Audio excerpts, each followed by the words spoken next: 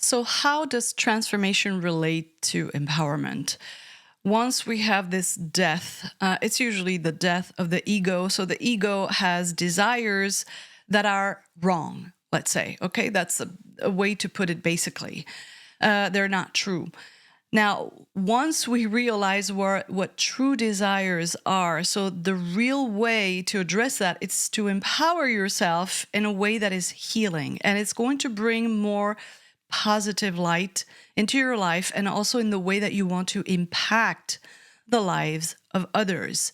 Because that's going to generate something of value to others that is going to be more positive than other kinds of empowerment, which are generated by your sense of limitation and lack of the things that you desire that come from what is already in the world. It doesn't come from your own spirit to really participate in the world in a way that is true, that is authentic to what the soul wants. So that relates to the hero archetype. So once the ego dies, and of course, I mean, it's not like the totality of your ego dies, but you improve, you evolve, okay?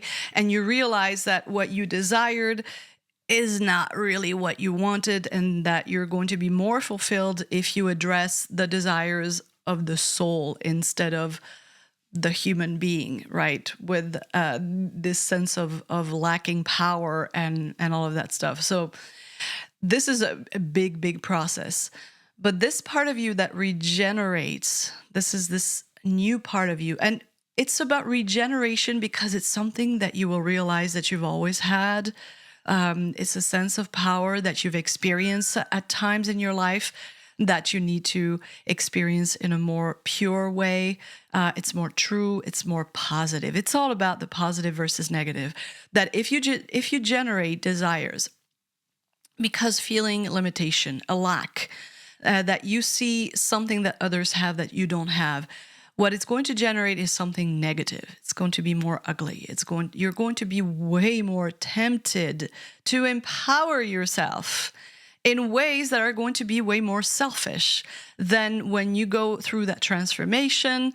You sort of change the nature of your desires. Well, you don't sort of, you completely change the nature of your desires. It's a huge realization.